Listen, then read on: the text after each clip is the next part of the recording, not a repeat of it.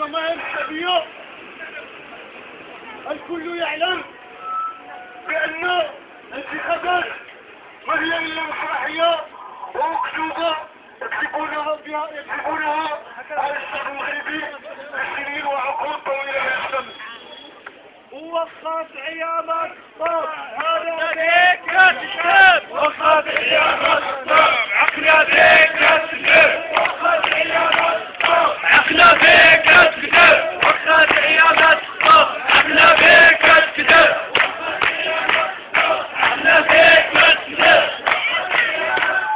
عقنا بيك يا تكذب. حركة 20 فبراير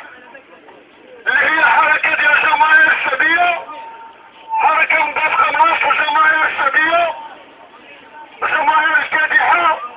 الجماهير المفقرة، الجماهير المهمشة. استحوا إلى الجماهير الشعبية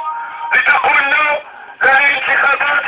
لم تنتج إلا مؤسسات لا شعبية،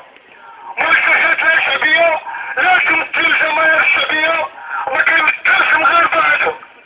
لا يمثل المغاربة وإنما كيمشيو تما غير كياكلو فلوس الشعب وكياكلو الأموال ديالنا حنا ديال الدفاعي الضرائب وكيعطيوها تما للناس وغير ما مرة التقطت لهم صور وهم ينامون داخل قبة مجلس النواب. بس الناس والمغاربة يعرفوا مزيان بأن فلوسكم تتقصر على الكذوب، على أخبار هاوي، التكلفة ديال هاد مجلس النواب ديال الولاية التشريعية وحدة، يعني حالة وحدة ديال الخدمة ديال مجلس النواب شحال كتساوي؟ كتساوي 50 مليار سنتية، 50 مليار سنتية ديال دافع الضرائب، 50 مليار إلى تطبيق 5 سنوات ديال المدة ديال الولاية التشريعية كما كيسميوها بين قوسين كتساوي غادي تعطينا 250 مليار سنتية،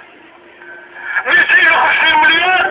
كتخسر اللهم هذا منكر 250 مليار ديال ولاية الشعب ديال المغاربة كتخسر على الأخوان هاوي كما قلت، ديال هادوك الناس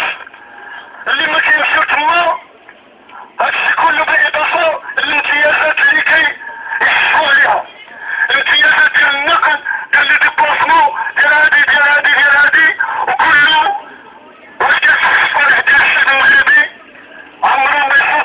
ديال الصالح ديال الشعب المغربي، وإنما هاديك القبة ديال جماعة ديال النواب مهمتهم هما